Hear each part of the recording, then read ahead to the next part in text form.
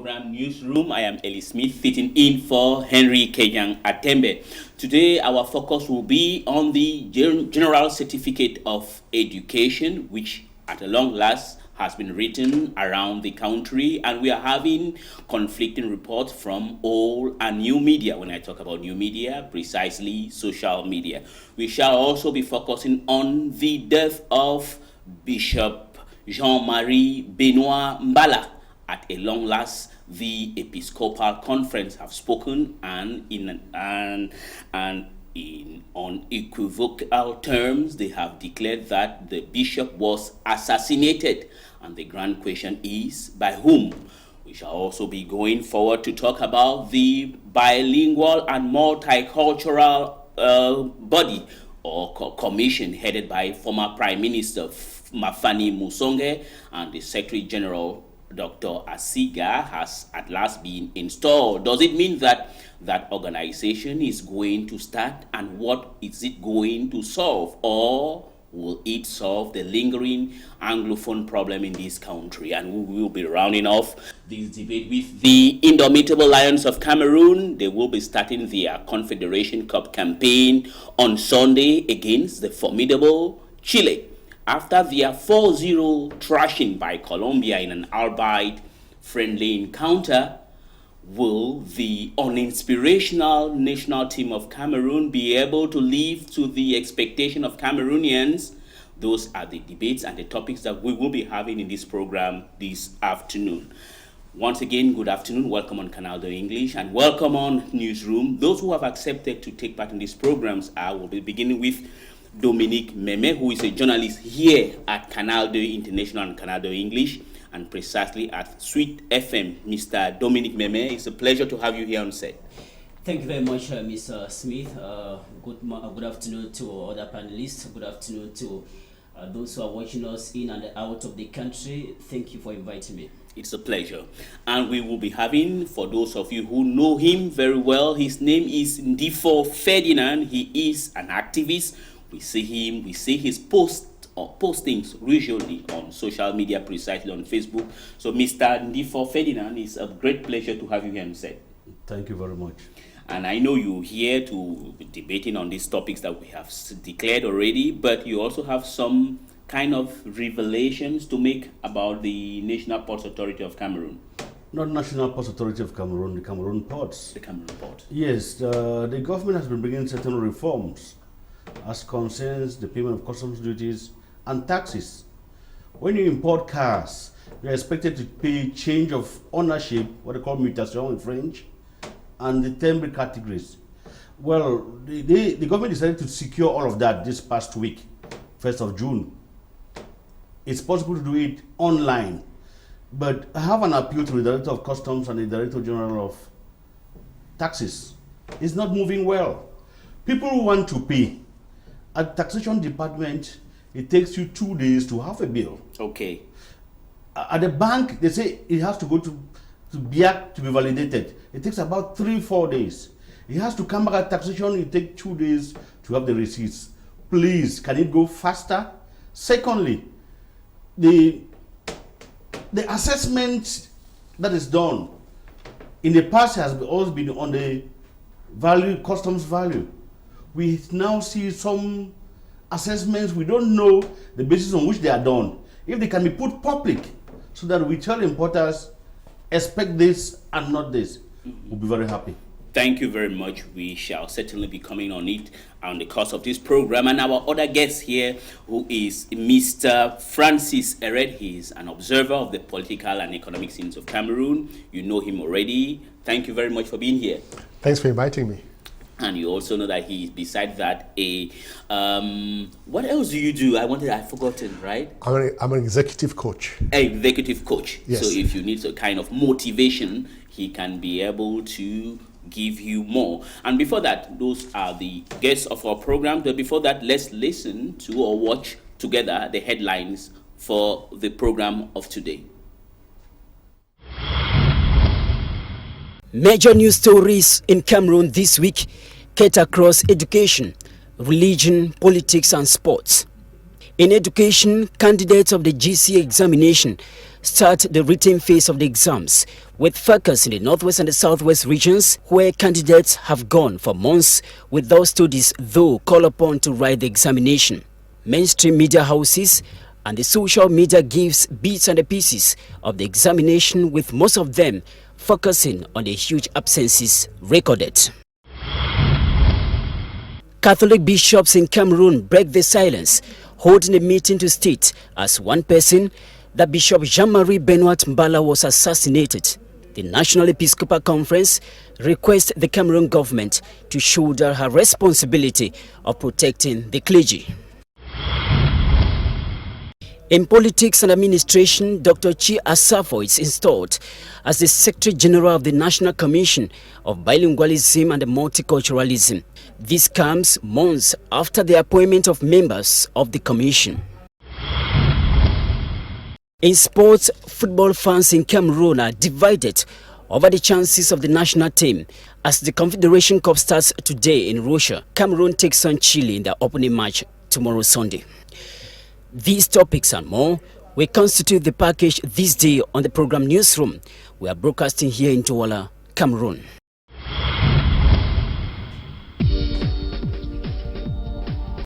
Thank you very much, Dominic Meme, for that very excellent headlines on the topics of the day, what has been making headlines around the country.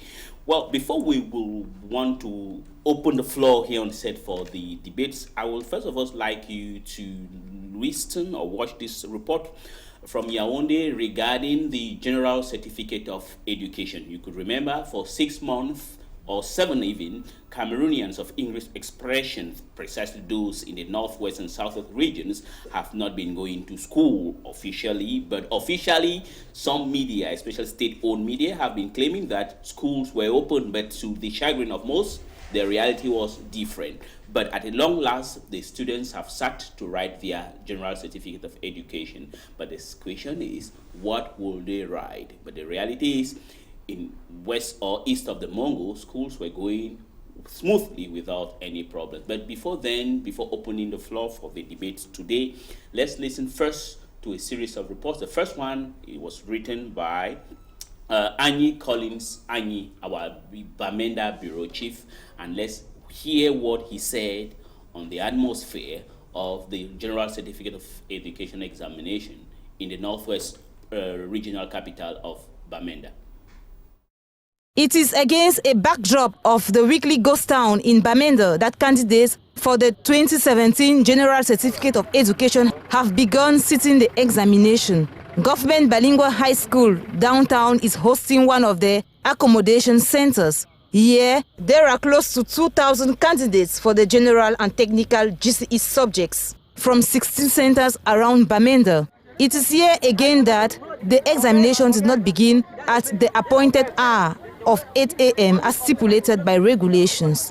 It is because a group of over 10 candidates who had not registered threatened to disrupt the exercise, insisted that they be registered on the spot, quoting the instructions of the Minister of Secondary Education.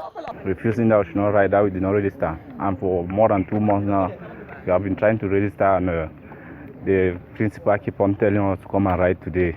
But we're surprised to come today and they are refusing that we should not write. After much noise on campus, they were finally assigned a classroom where they too began writing, with the entire exams finally starting more than 1 hour 15 minutes late. After close to 2 hours taking the first paper, some candidates made an appraisal of economics written both at the ordinary and advanced level. Because we knew teacher was on strike, but following what we were getting from the radios and CRTV, they told us that even whether I register or not, you should come and write. So that's why that was what made most of us not to register. Both uniformed and plain-clothes security men and women have been displayed around examination centers in readiness for the unknown. This year's GCE exams are also coming up against social media warning and threats as the Anglophone problem drags on. Well, as you may have corrected by yourself, it was not the report of Annie Collins, but nonetheless, the images and the text was written by and provided to us by Annie Collins, our Yaoundé Bureau Chief, but the voiceover was done by here, our one and only Lorian Ngameni. But there's another report, this time around, from Yaoundé by our Yaoundé Bureau Chief, Beatrice Ngamo. Government Bilingual High School Essos Yaoundé, GC Examination Center for 9 schools. Center also for students who registered in the southwest and northwest regions but are presently in Yaoundé. This GC 2017 Room 26 is one of such special rooms with these special students writing out of their regions, schools and registered centers. When the candidates register in the northwest or the southwest regions, and because of one or two reasons they cannot write there, and they come this way, we should not reject them if they have their identification papers, say their national identity card or their and their timetables. It is normal. They are like the normal candidates who registered here in the center. The only difference is that they left their own centers and came and wrote here. This is a special instruction given by the registrar of the GC board. Here they are, going in for the second paper on this first day of the written part of the GCE O and A-level examinations. Jacob Mbayu is from GBHS downtown Bamenda, who, like the sister, are determined to give their best. The first paper was not really too bad, but as from my own opinion, it was bad because what I saw, we did not really study on it, and we did not have classes up to that level. So the little I know from 3 and 4, I investigate on it. The paper 2, if it's the same, it will be very bad for me. The first paper was not really bad. It was nice. It's okay. Then the second paper, we were trying our best. Varied reactions, especially after paper 1 economics for O and A levels and geology for advanced level. I was just like thinking the exam would just be like a normal from 1, from 2 exam, but when I made the paper 1, I found out that if I cannot prepare well for the paper 2, I may not make it. The first paper was not too difficult, not too easy. It was just there manageable. It was out of my reach. But we hope paper 2 will also be like paper 1. I find it easy because I prepared very well for it. Some of the questions that I thought could not come, but I was surprised that they came and I was ready to answer them. A hitch free day 1 confirmed by school authority. The beginning of the GC started on a positive note. The written part of exams organized by the GC board has effectively kicked off this June 12, with some over 130,000 students sitting in the written part of the ordinary and advanced levels here in Cameroon. Well, you've heard both reports from Laurent Ngameni and also from Beatrice Ngamo, respectively, here in Douala, and also in Yaoundé, while she was voicing over here in Douala. I remind the viewers that it was a paper from Annie Collins in Bamenda to give us a kind of appraisal of the examination in the northwest and southwest region, and also in Yaoundé. Well, I would like to start with you, Ndifor, Ferdinand, because I'll leave my own personal thoughts to myself, but I want to ask you, after you have listened or watched those reports, what is your impression? Well, I am disturbed first by the quality of the English for the student. It's quite disturbing. The level of English is quite disturbing. I think authorities have to do something. Secondly, I have no problem with them writing their exams. The country director for UNESCO was very clear in January. For a school year to be valid, students must cover 60% of the hours, which is 60% of 900 hours. Those in the northwest and the southwest, have they covered the 60% of those hours? If not, there is a problem. I think that the GC could have been organized for the 8 other regions, since the government thinks that they must organize it. In the northwest and southwest, was there school? I don't think so, because from the complaint of a certain consortium of parents taking the Catholics to court, Protestants and Baptists, it's clear proof there was no school. School was not covered, 540 hours was not covered. What GC are they writing? When the minister tells you people can write and register afterwards. When cameras are not accepted in the various exam halls, the credibility of the exams is put to test. But there in Yaoundé, you saw the cameras in Yaoundé centers. Yes, but not in the exam rooms. Okay. From a distance, but not in the exam rooms. It's disturbing. Okay. Now, I will turn over to you as a journalist. You have been following what the ups and downs of this school here, especially in the northwest and southwest regions. In your opinion, as a journalist, right? Will you share what some people think? I think he has said that maybe not clearly that the GCE this year is going to be a kind of substandard GCE. Well, I think it's no longer news to everybody that the General Certificate of Education, both ordinary and advanced level in Cameroon this year, is very controversial. There are circumstances that provide us with enough grounds to doubt the credibility of the examination this year. I think this is the very first time that several things are happening when students stay for over 6 months without going to school, but are asked to write an examination that will put them at the limelight of education. I had a telephone interview with the registrar of the GC board, Humphrey Kimamonono. That was on the 22nd of May. He reassured me that the declarations that was made by the Minister of Secondary Education that students candidates were to write the GC without registering has never happened in the Anglo-Saxon system of education, and it's not going to happen. But I was surprised that when the exam started on the 12th of June, we saw students in Bamenda who did not register for the examination, but they were given a hall to write. That already gives enough reason for us to doubt the credibility of the examination. And take a listen, let me just take a particular example. Those that are writing advanced level in the science subject, maybe S1 students who write science subjects, those are people that will leave there, write entrance examination into queues and become medical doctors. These are people that have not studied for over 6 months. They will have the advanced level certificate. They will get into medical schools. The same people will be sent to hospitals, and when the whole is small cylinder, their hands will be shaking.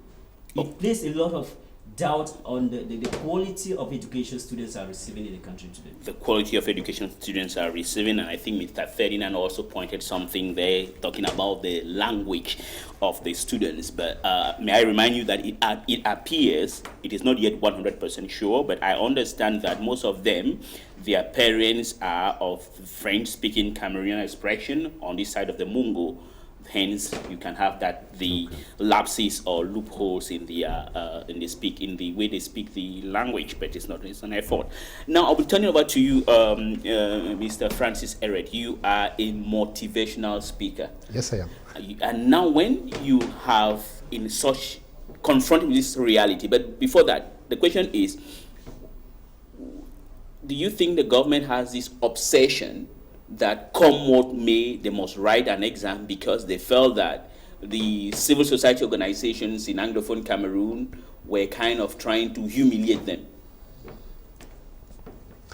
Well, before we start discussing, I want to emphasize that it's a very deplorable situation for our educational system, for our country, because the credibility of the exam today is at stake. You have a syllabus to complete, and if you cannot complete half of the syllabus, there's no way you can sit for the exam, because it means you've not studied, it means you've not been trained. Because a syllabus is a set of skills that teachers need to impart onto students for them to have some competences before moving forward. So the exam is just a test to measure what students have studied. Now, you cannot measure what you don't know. You cannot measure what you did not study.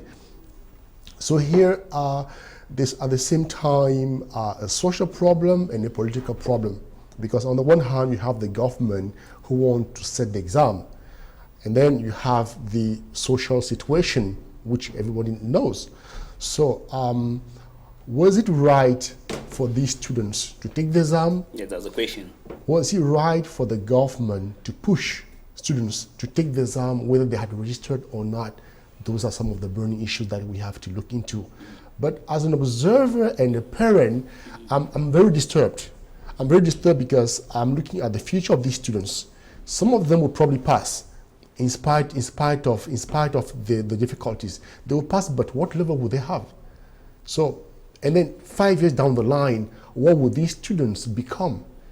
Now, the question I was asking you is that, do you think that the government is trying to, it's an obsession for the government, because if they declare the year a blank annual year for the Anglophone exams, it's as if they have lost to people they think are worthless, they don't deserve to challenge them, so come what may, they want to organize an exam for their own personal credibility. Is that what you think? Well, they have done it.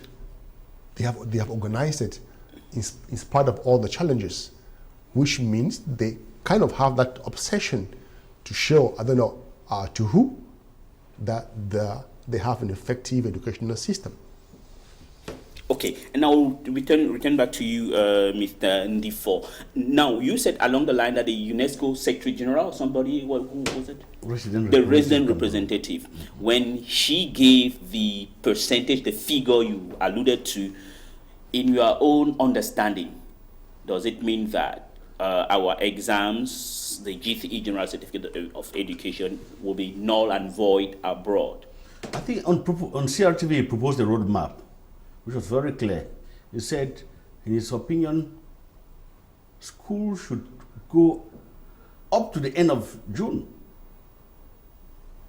so that they can in turn have 540 hours.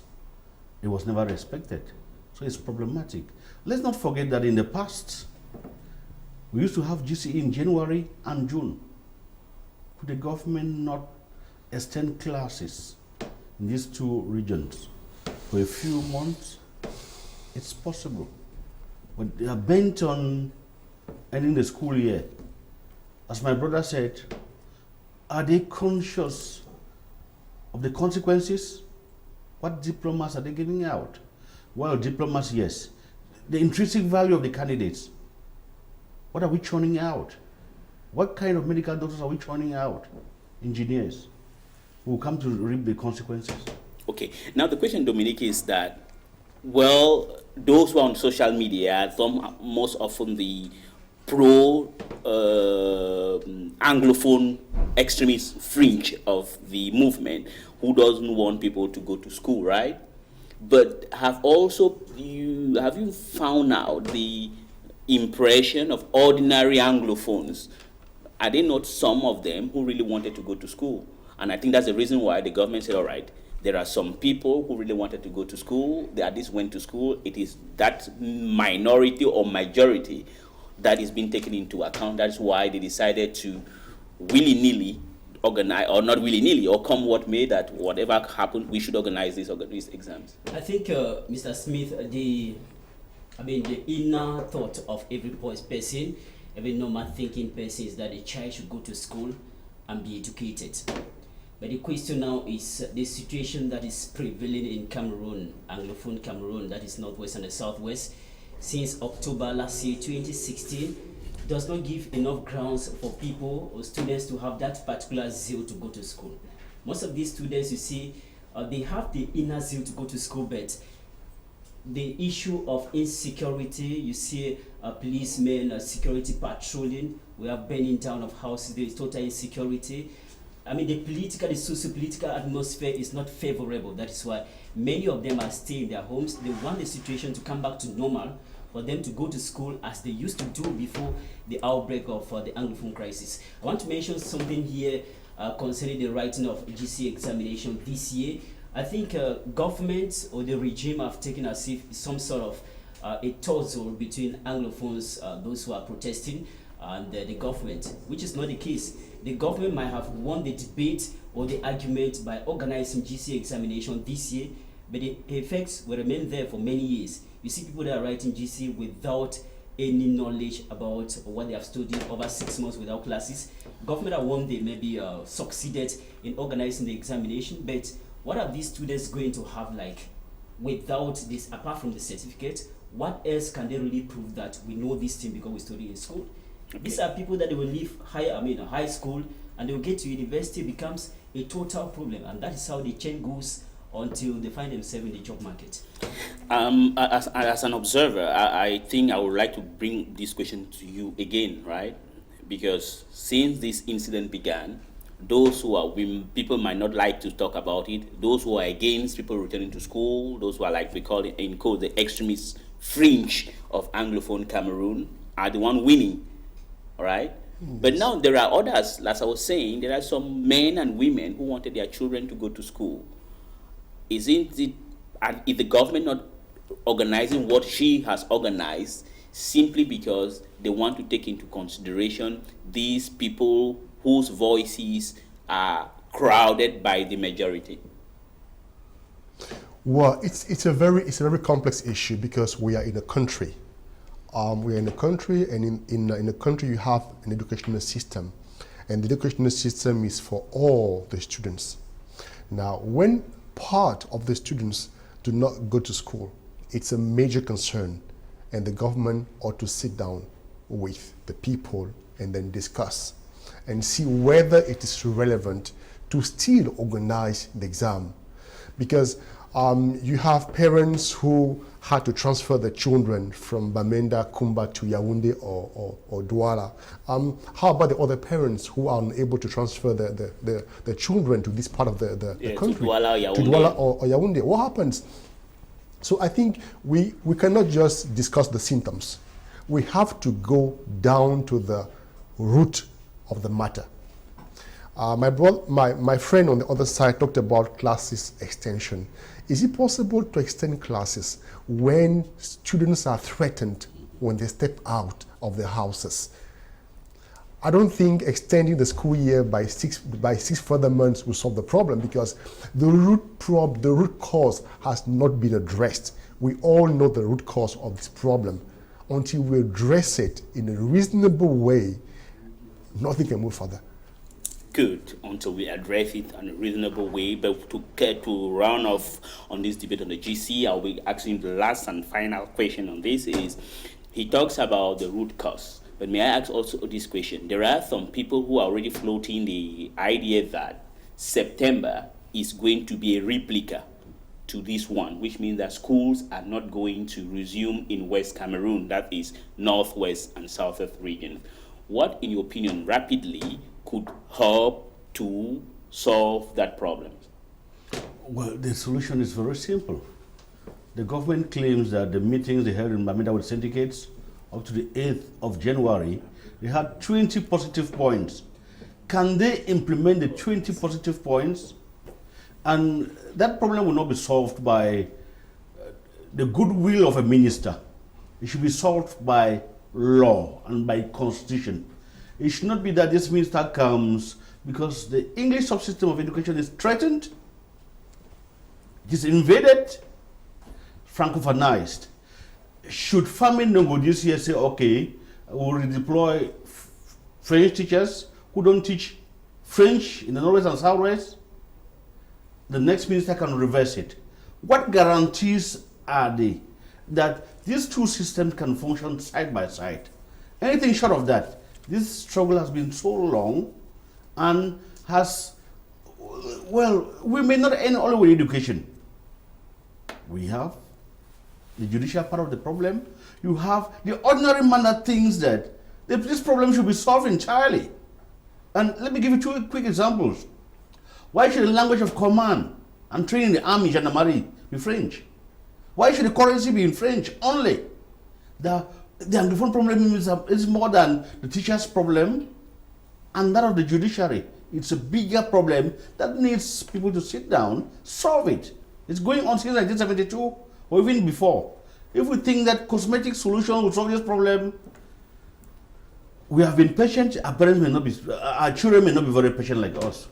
We have been patient. Let me just add a word concerning the question you asked about what will happen in the month of December, September, yes, when the next academic year is supposed to start. You know, in my little knowledge in conflict resolution, we need to start by accepting that there is a problem.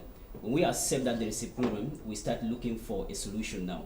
You see, when government is trying by all possible means to make sure that there is some sort of GC examination this year, is in a way saying that there is no problem as far as education is concerned, which means that next year, September, maybe some students will still go to school and the others will not go.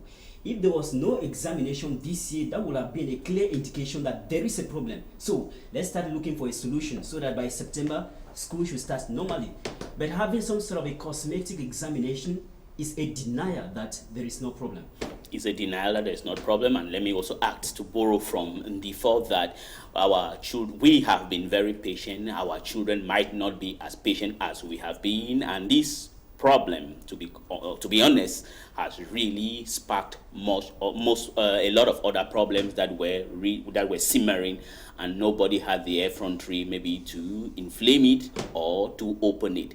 And before we proceed, we are going to start, or let me introduce you right away to our press review. What were the papers in Cameroon saying this week by the one and only Dominic, who is here on set with us.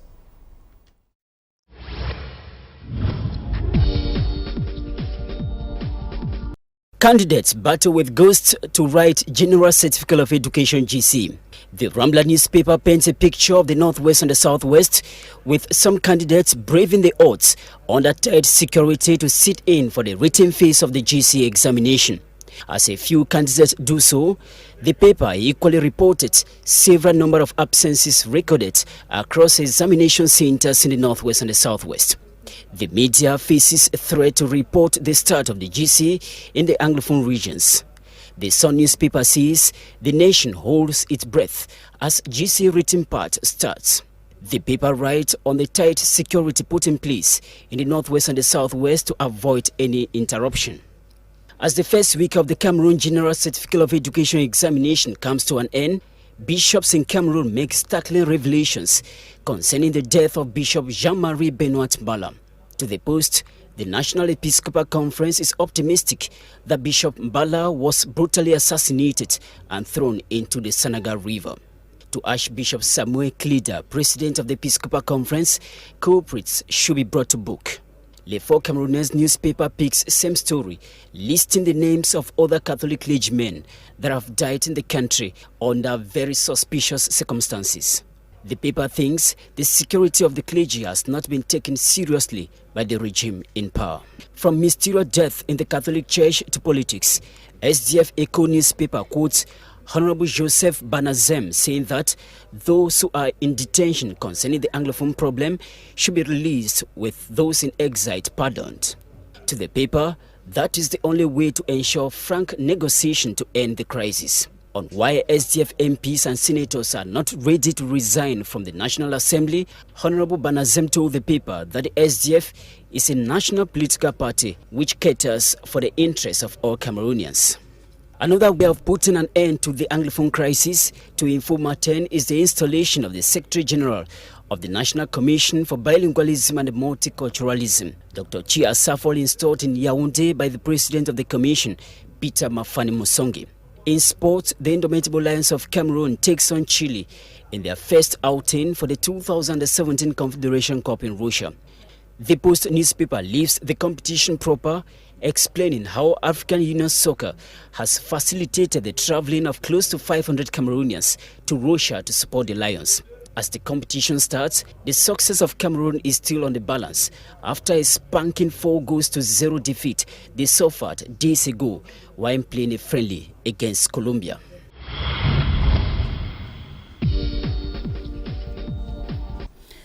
Well, that was a press review of the papers published here in Cameroon on what made major news in this country. We'll be beginning our new theme for today, which is the Bilingualism and Multiculturalism Commission, headed by former Prime Minister Peter Mafani Musongi. Upon its creation, pro-government media marketed this commission as a magic wand to all the prevailing Anglophone problems in the country. Well, on one side, the government of Cameroon refuses that there is no problem or called the Anglophone problem, but on the other side, seems to be creating commissions, which means, well, that there is a problem in this country between the Anglophone Cameroon and the Francophone Cameroon. Now, I will begin now. Well, let me begin with you first. Do you think that the creation or the installation of the Secretary General of the Bilingual Commission or the Bilingual and Multiculturalism Commission is going to be the start of an organization that, to be sincere, is kind of an empty shell? Well, I think we have gone past the level of criticizing the formation or the putting in place of the National Commission of Bilingualism and Multiculturalism. At this stage now, we are looking at what the members that were appointed are going to do to solve the problem that we have at hand. Installation of the Secretary General of the Commission, Dr. Chi Asafo, this week, I think is one of those steps in order to get into the reworking mechanism of the commission that has been put in place. Since they were put in place, they have held about 2 or 3 meetings trying to put in place to come to adopt their roadmap and they start work immediately. I think they are supposed to go to work. They say, in French, they say that you judge a builder while it's constructing. I think we have to judge them when they start carrying out their various activities. But I must say, we just discussed earlier concerning the writing of GC ordinary at advanced level this year. It's a controversial issue that the commission, the National Commission of Bilingualism and Multiculturalism, is supposed to address, and they give proposals of what should be done. They should start work immediately. We don't have time, I think. Okay. Now, Francis, as far as I'm concerned personally, I am a kind of lost. I don't really know what they are going to do, because creating a bilingualism commission, a multiculturalism commission. What, in your opinion, do you think, after you have Peter Mafani Musonge, former prime minister, currently a senator, and then you have Dr. Chi Asafo as its secretary general, what do you think that organization can do in the current? Because to be fair, and fair enough, is that currently in Cameroon, we have 2 Cameroons. Though people always will refuse. What do you think this commission is going to do? Good. When the commission was set up, I asked myself, is it something that was planned earlier, or is it something that was just designed to come and solve a problem? Because short-term solutions usually don't work. Because the country has evolved from 1962 to our days. Yeah, 1961. 61 yes. to nowadays. So the bilingualism problem, which today seems to be the issue, unfortunately, it's not the issue. We have a deeper problem. So what is the deeper problem do you think we have? Well, we have two people. We have, on the one hand, the Anglophones who know their history, and we have the Francophones who know their history. They got married, and at some point the marriage seems to be hitting on the rocks. Yes, it's not working. It's not working as we thought it would. So creating a commission just to solve that issue may not be very wise. But if the commission has been set up in order to address a whole national issue, because we have bilingualism and multiculturalism, because people have been focusing just on bilingualism, but we are a multicultural country. So we have the goals of the commission, the objectives that we've read that are very beautiful. We have competent people who have been appointed, which is very good, but what are they going to start doing from now on? The Secretary General was appointed this week at the Congress Hall in Yaoundé. So what is the roadmap? What are the first issues that are going to address? And how are we going to feel the presence on the field? Those are the issues. Those are the issues. Now let me turn over to you, Mr. Ndifor.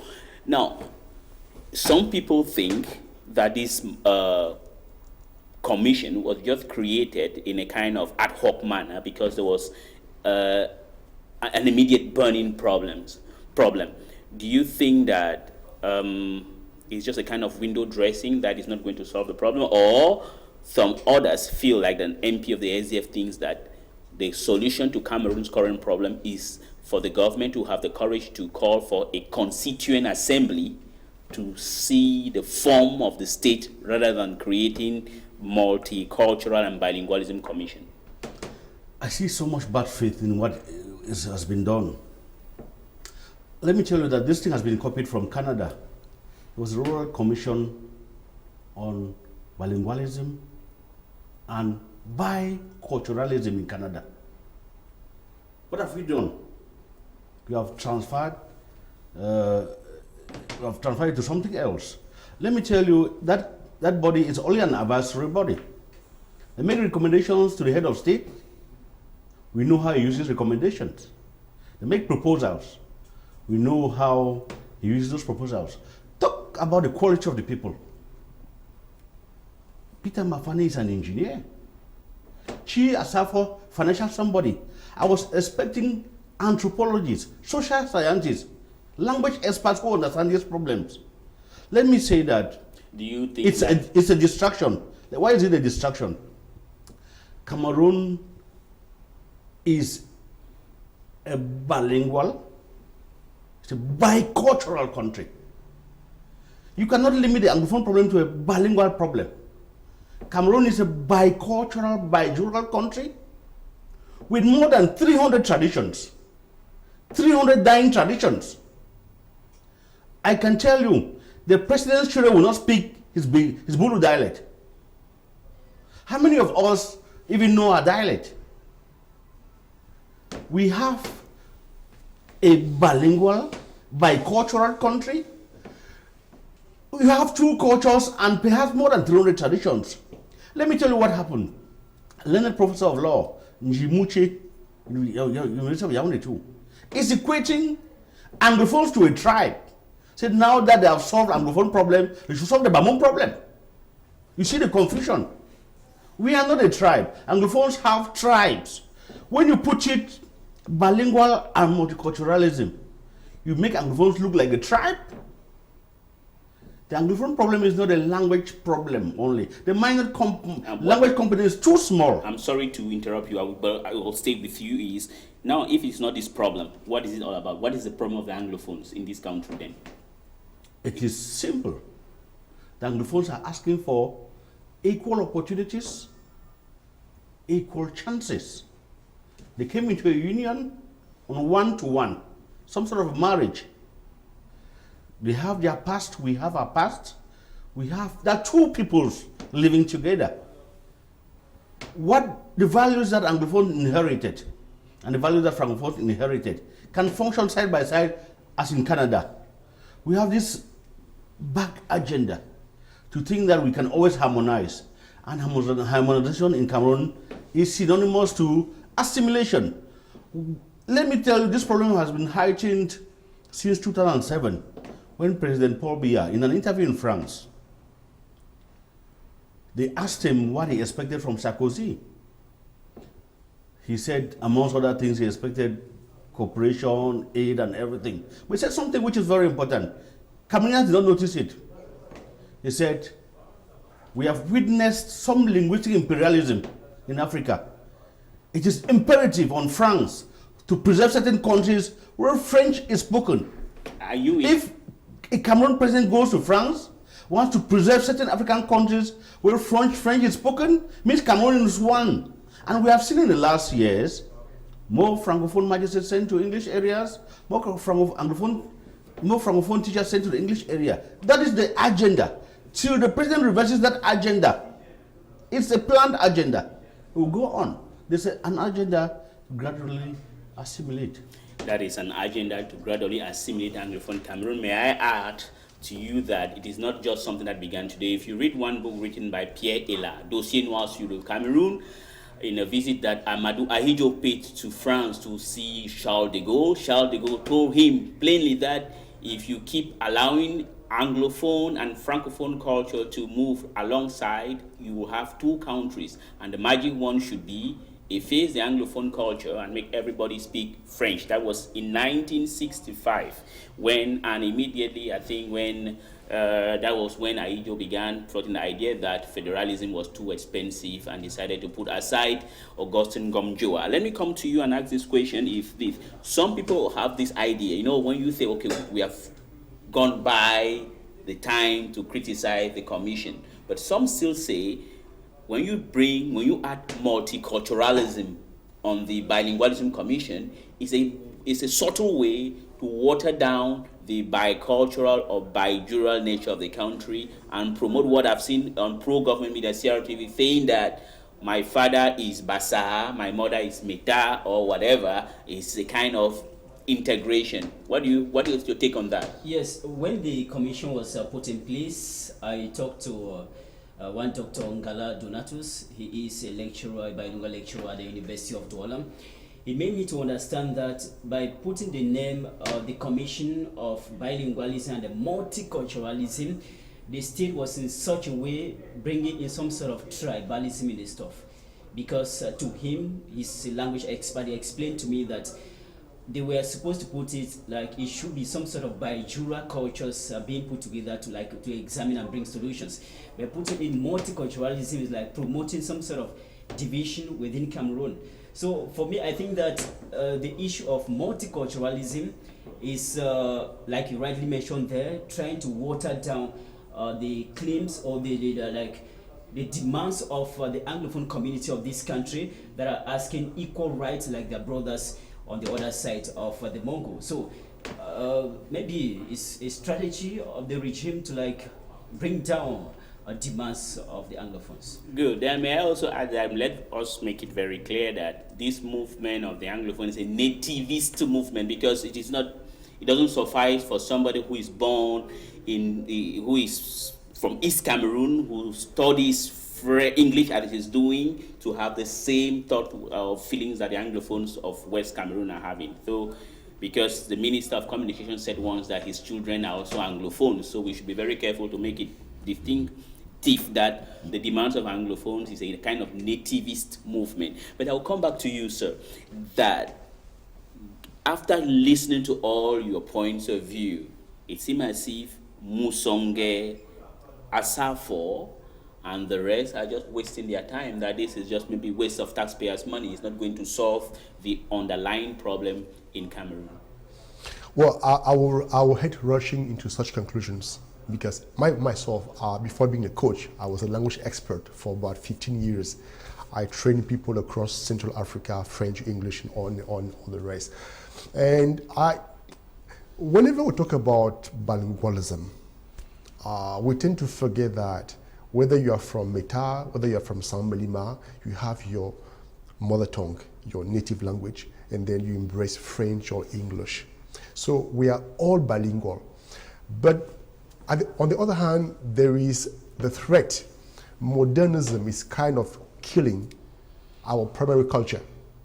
So it's not because I speak French that I'm a citizen of the world. It's normally because I speak Bayangi. So there is a need for our country to promote our native languages.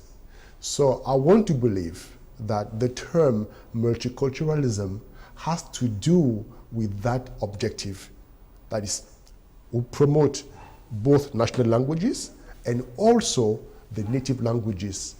My friend on the other side, we have how many? 300 languages. Yeah, so I want to believe that the objective of this commission is to help promote, because at some point we've been over promoting French and English, but we're not French, we're not English. We first belong to Meta, to Sambalima, to Manfé, and all the rest. So that's what I want to believe. Now, I want to give time to the commission to prove that they were set up to do something. Maybe a year from now, we'll be able to assess. But right now, I think it's too early, it's premature. Someone will ask you, I think, yes. Let me just come in to say that circumstances that gave birth to the creation of that commission gives us enough reason that by putting in the Commission of Bilingualism and Multiculturalism, the primary aim for me is not to promote the other languages you are talking about. Because if you look at the circumstances, that commission was put in place to resolve the present Anglophone problem. So it's not, if it was something that government wanted to promote the other languages, they will have sit down in their spare time and they create such a commission. But the manner to which it was created raised a lot of doubt in that the motive is very genuine. But is it a language problem?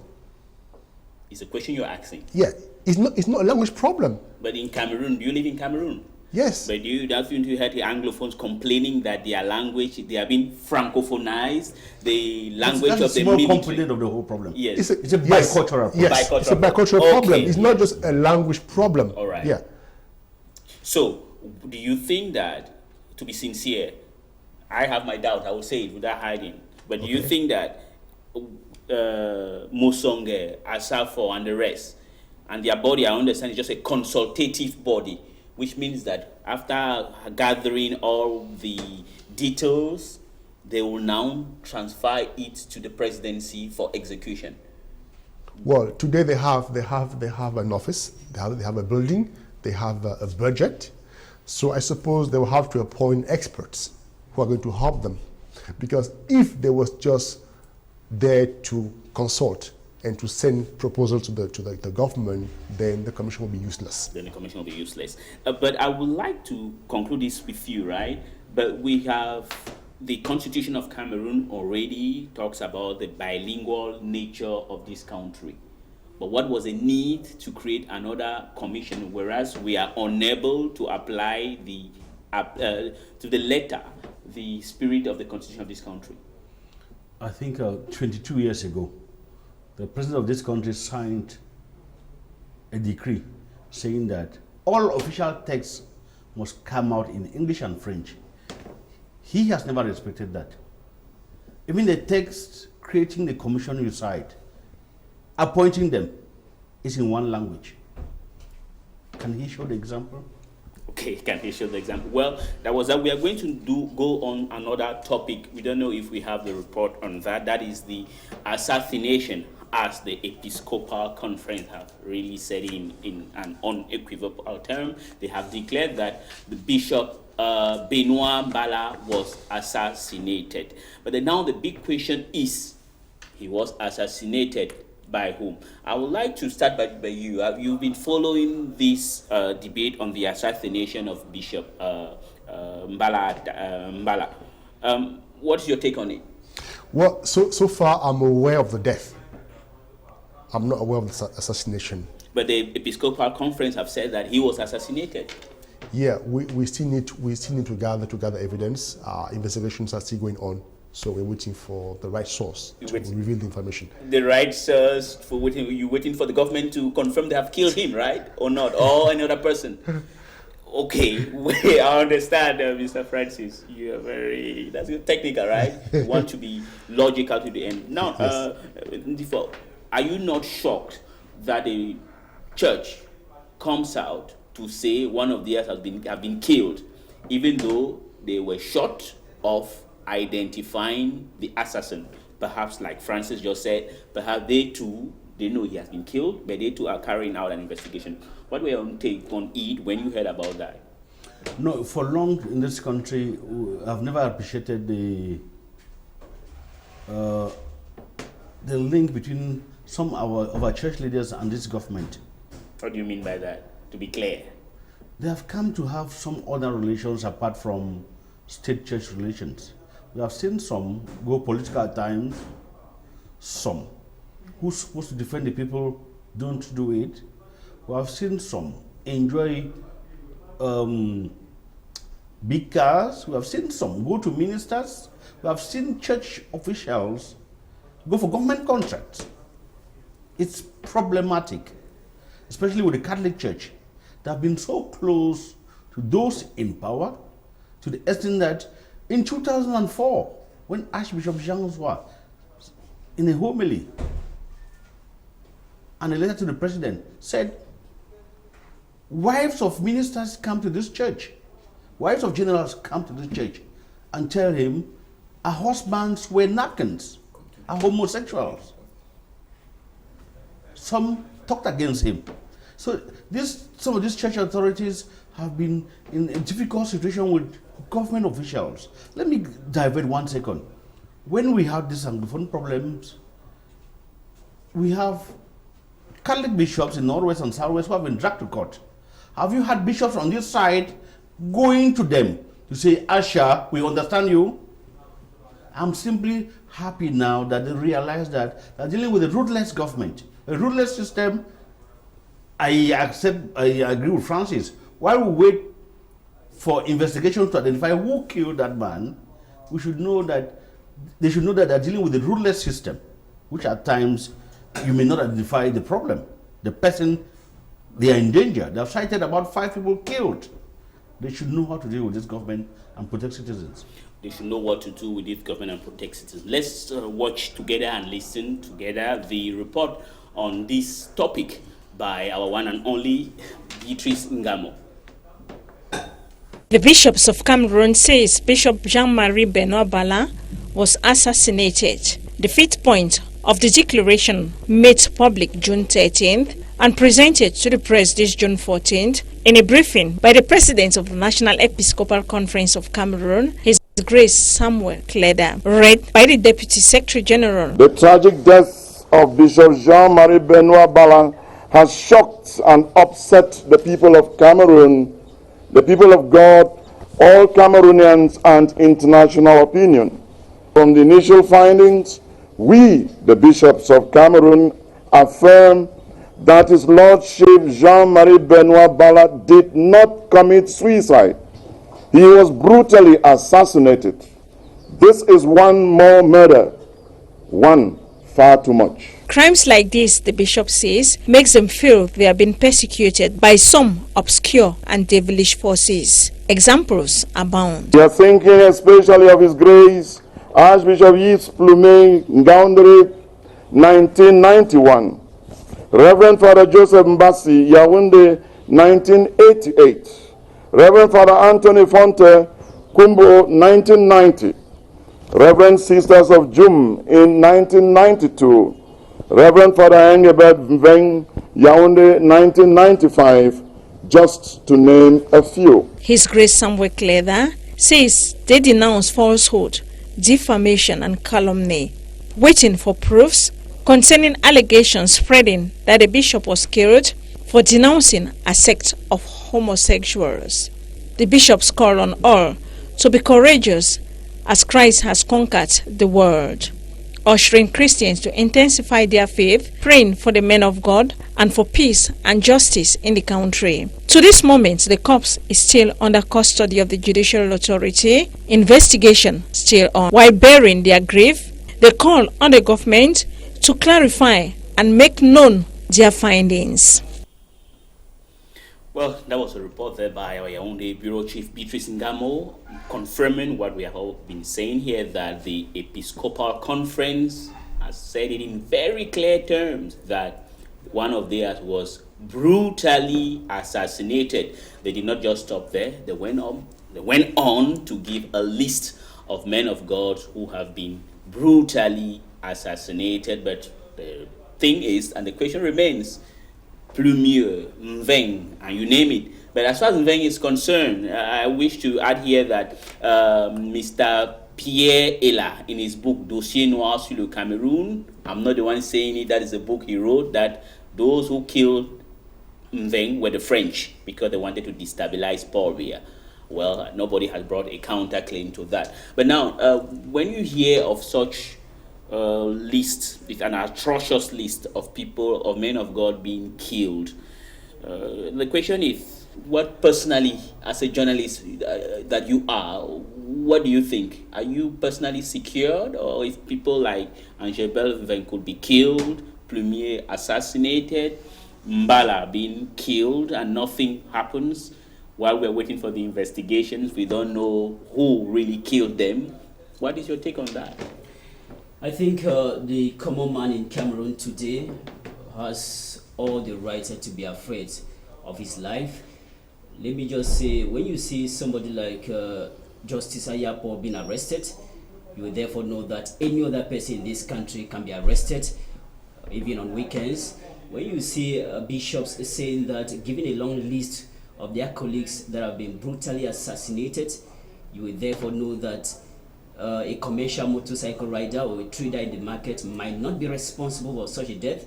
You must be somewhere well placed to be able to assassinate a bishop of the Catholic Church. That one is no news. We cannot see that traders at the Sanaga market did that. So it is with the National Episcopal Conference coming in to tell us that one of theirs did not commit suicide, he was assassinated. I think before then, Cameroonians have folded their arms waiting on the investigation of the judicial authorities to tell us what really happened. But when the bishop came in to tell us that he was assassinated, I think without believing them or saying that it is wrong, let's wait and see what the judicial authorities are going to say. I'm going to stay with you again. Are they going to Yes. counter the opinion of the bishops, or are they going to confirm it? First of all, before the death of the bishop, we have got information that he have sent a series of letters to Yaoundé, dispatched a series of letters to Yaoundé a night before his car was found on the Senegal Bridge. What are the content of such letters he was able to forward before his death? Those are the things that the judicial authority should really investigate and tell us the truth. I'll stay with you. Now the thing is, the series or the names of people, of men of God and women assassinated in this country, right? Let me take off that one person who was part of the system claims the French did that because they wanted to destabilize Paul Biya in his book Dossier Noir sur le Cameroun. Have there ever been any kind of official report saying that, okay, those in Kumbo were killed by so-and-so person, or it is the government who assassinated them? Do you have any information whether any commission of inquiry created ever came out with a report? Sometimes it's like asking a question for a referee who is equally a player at the same time. Maybe the people... Who is the referee and the player? No, we will come to know about who is the referee and the player here. Because when we talk about assassination, if it was a murder case, you can say that bandits get into a particular place and they kill somebody, that one can be investigated by the police and they will bring out something. But when it is a case of assassination, it means it's coming from somewhere, and who forms the commission to investigate that? Who are those investigating the story? Are we sure those that are investigating are not part of such an act? Those are the questions we ask before we start trying to believe a report of a particular commission, if at all it will ever come out. My question was, since the list of those assassinated were given, or we know, has any commission were created, isn't it?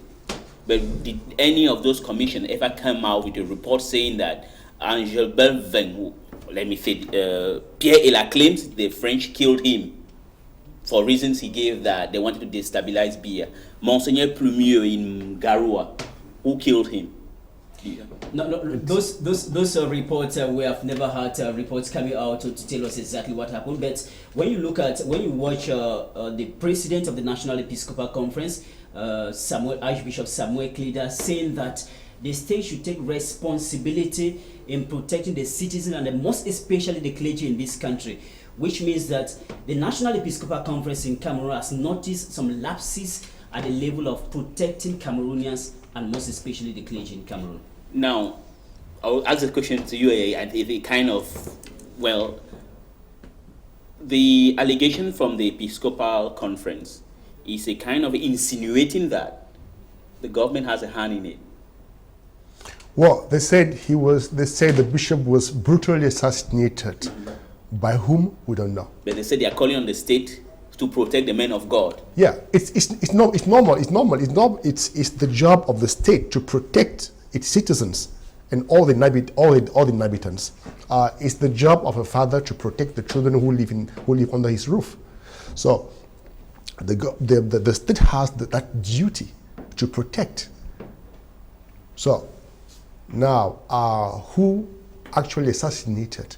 We need to find out, and the state has to tell us, because they have all the experts who are currently working on the case, and we hope that it's not going to be like the other commission that we have had in the past, but that this time around, because people are very scared, and if nothing is done, people will be very scared, and when people become very, very scared, people get into kind of trauma, and then they start behaving in funny ways. Let me say with you, what do you make also of this addition that the spokesman came and said that he did not commit suicide? Well, why do you think he had to go the extra mile of insisting that he did not commit suicide? Because they seem to have gathered enough evidence that he did not commit suicide.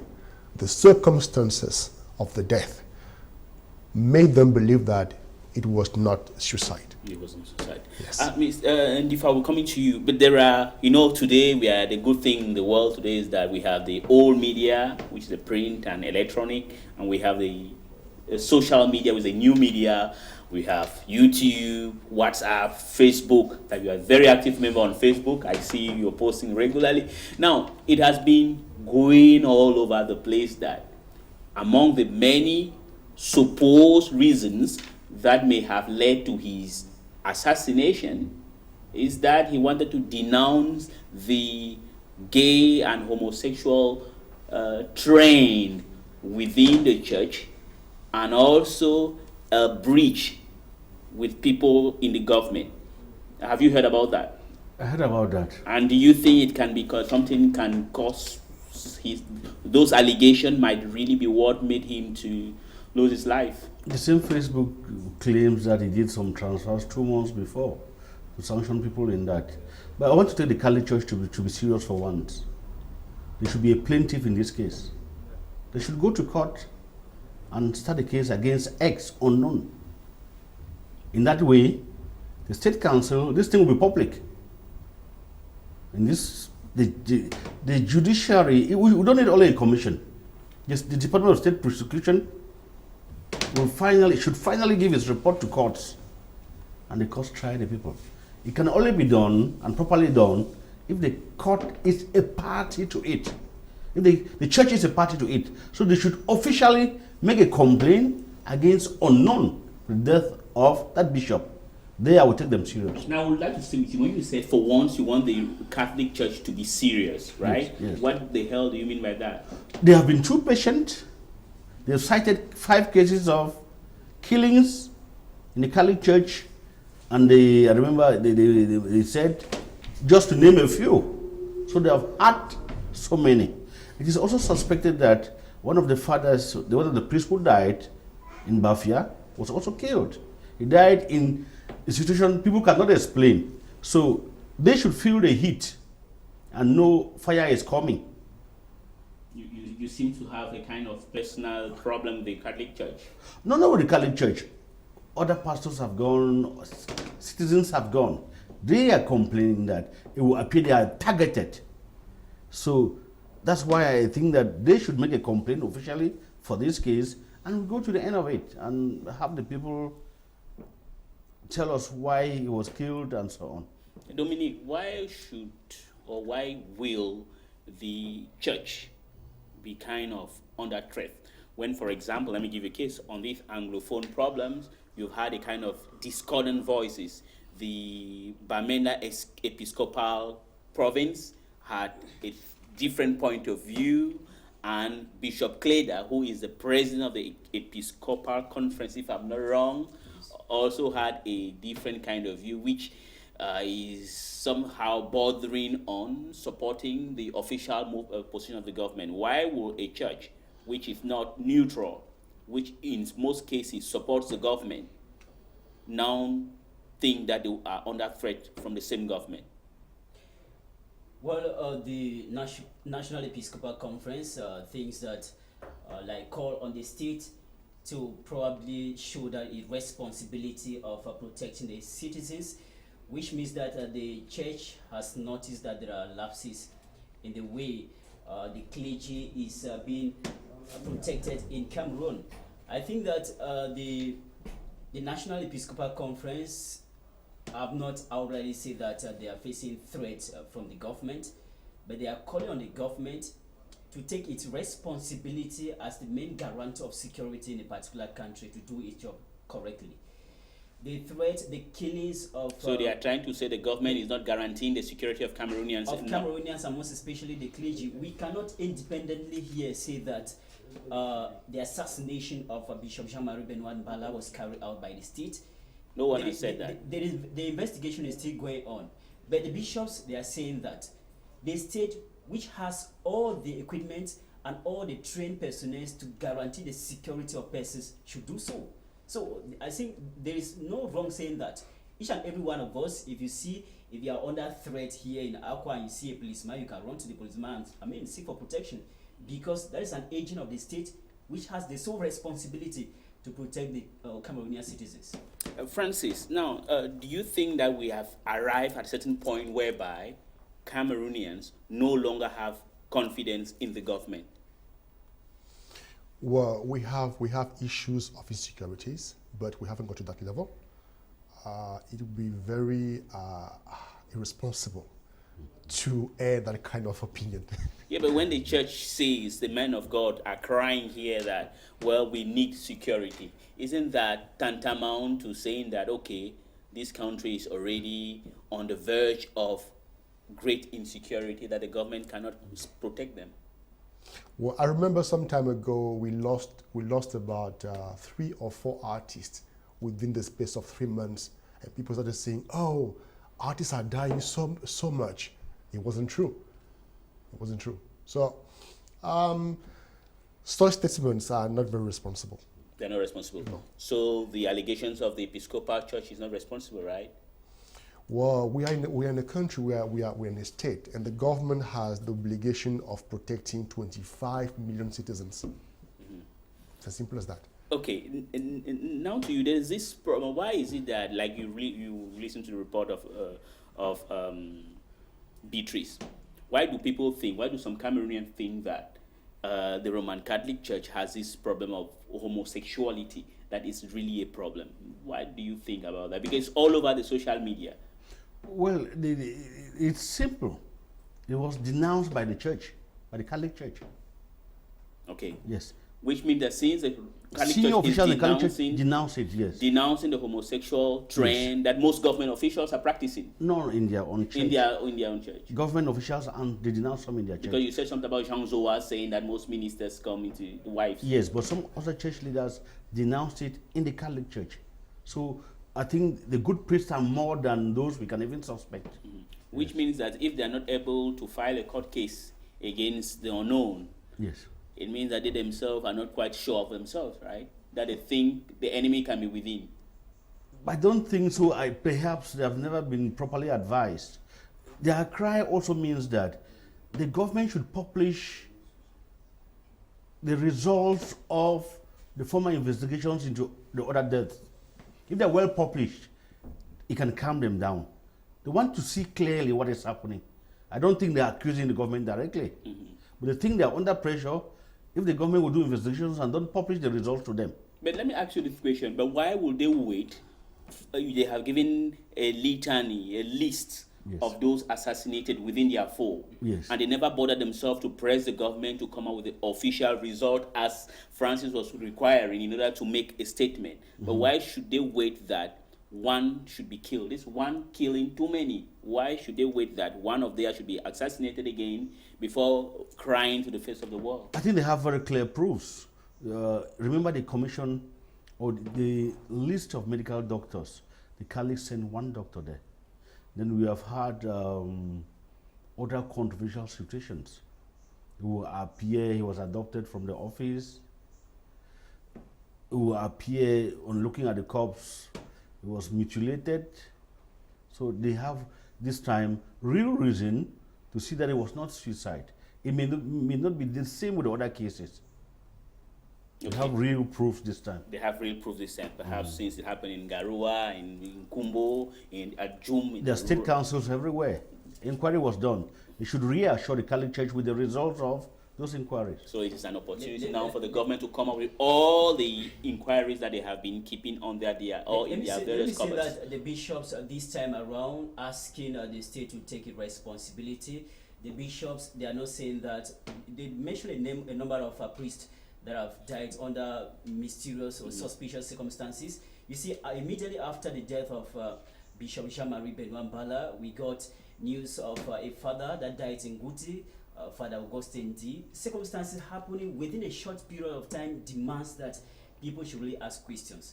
And it is not wrong for a particular group of people who share almost the same faith to ask for their members to be protected. For example, if we notice that within 2 or 3 months, about 5 journalists died in the country under suspicious circumstances, at least the Association of Journalists in the country have to ask questions, what is happening to our colleagues? So the bishops saying that government should take responsibility, they are doing so rightly. Let me mention that I read in one newspaper, the Rambler newspaper, an interview granted by Cardinal Emeritus Cardinal Tumi. He mentioned that the Catholic Church want to know the truth, and after that, they need to forgive the culprits. Remember when Pope John Paul II was assassinated, the people that killed him, they were discovered, but the Catholic Church pardoned them. I mean, pardon them and say they should. Let's speculate right now. They should repent from their sins and they become good people. So the Catholic, the intention of the Catholic Church here, when I read it from my own point of view, is to know the truth and let the people repent, and other people who have intention of doing the same thing should depart from it. Now I will stay with you. We're just pure speculation, right? Now, you gave the example of the assassination attempt on the Pope, right? And the person, they saw him and the Pope decided to pardon him. Now, if it happens that it is the government who decided to kill him, will the Roman Catholic Church pardon? Government official or government? Well, if you are a government or government official. The government will never go do that. The government will never. An official can do that. Okay, in case, now, good. If it's a government official who commandeered his assassination, as there is a name floating that I would not like to give the name, but if it appears that, if it happens that the person who commandeered the assassination of Bala, who is a top government functionary, confesses, to me says the church will pardon him or pardon them, right? Remember, we're dealing with the church, and the church uses the Bible, and the Bible says that when they are given a slap, you should turn your face on the, and you equally need to forgive 77 times 7. Those are the things that a particular church will use, not to pay back evil with evil. That's what I think. Brilliant. Not to pay back evil, but may I also remind you that, okay, we have the cases, as Francis said, the number of musicians dying.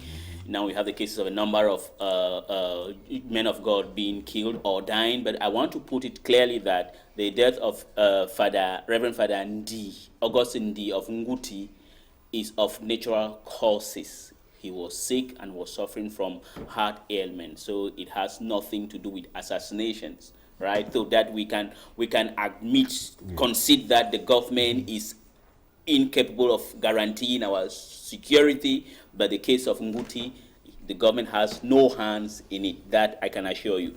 And okay, but when you have a number of journalists who are being arrested or arrested willy-nilly, it's a cause for alarm for journalists in this country, and that's why we are complaining, because we have a number of our colleagues in jail on trumped-up charges. But we'll be leaving this topic to focus on something more lighter.